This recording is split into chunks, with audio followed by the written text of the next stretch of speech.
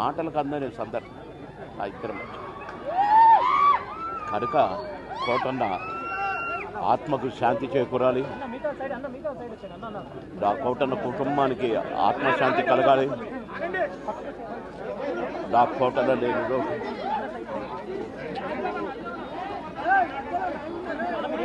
కోటన్న మనవళ్ళు ఇద్దరు అన్నకు శాంతి, ఆత్మకు శాంతి కలగాలి.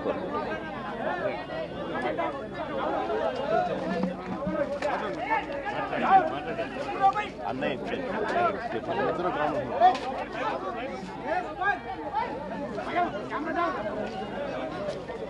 అందరికీ నా హృదయపూర్వక నమస్కారాలు.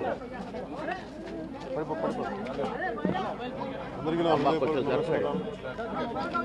తమ్ముడు ఇది పడిపోతుందమ్మా. మరణం చాలా బాధ కలిగించింది. ఇప్పుడు బాబు మోహన్ గారు కానీ కోటా గారు కానీ ఇద్దరు ఇప్పుడు యాదృచ్ఛికంగా వారు కూడా ఇక్కడ ఉండటం జరిగింది. అందరికీ కూడా ఒక కుటుంబ సభ్యుడు, నాకు ఇష్టమైన వ్యక్తి, ఏదైనా అభిప్రాయం చెప్పాలంటే నిర్మోహమాటంగా చెప్పగలిగే వ్యక్తి. ఆయన్ని చిత్ర పరిశ్రమ కోల్పోవడం చాలా చాలా లోటు, చాలా వెలితి ఉంది. ఇది లాస్ట్ మేము అథారిటీ దారేది యాక్ట్ చేసేటప్పుడు కూడా ఆయన నాకు ప్రత్యేకించి ఒకటే చెప్పారు, మీరు ఇబ్బంది పడుతున్నారంటే నేను చనిపోయే వరకు యాక్టింగ్ చేయాలనుకుంటున్నాను. అక్కడమ్మా ఇక్కడ మొట్టమొదటి సినిమా అక్కడమ్మా ఇక్కడ అబ్బాయి నుంచి అథారిటీ దారేది వరకు నాకు ఆయనతో మంచి అనుబంధం ఉంది. ఇప్పుడు 10 మంది బాగును ఆకాంక్షించేవాళ్ళు.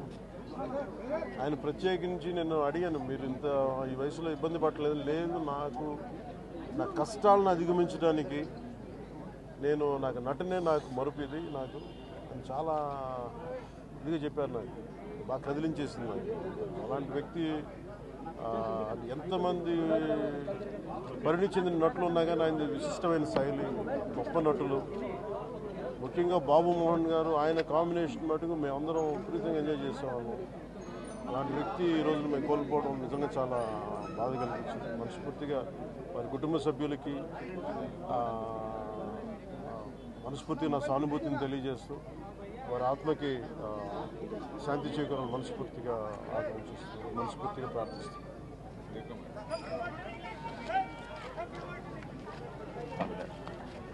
రెండు సార్లు కలవాలని చూసి కోట గారు అంటే శ్రీ రంగారావు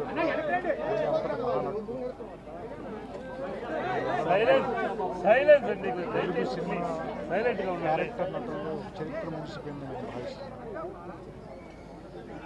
నాకు ఫాదర్ ఫిగర్,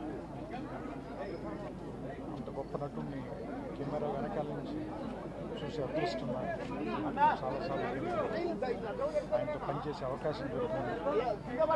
చాలా అదృష్టంగా భావిస్తున్నాను. వ్యక్తిగతంగా కూడా ఆయనతో నాకు చాలా పరిచయం.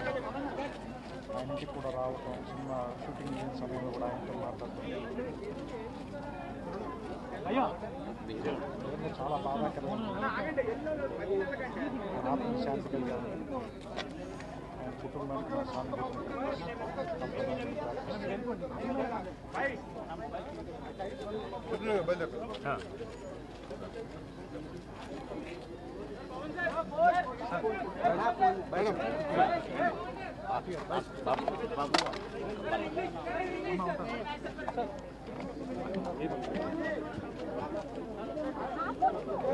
అయ్యో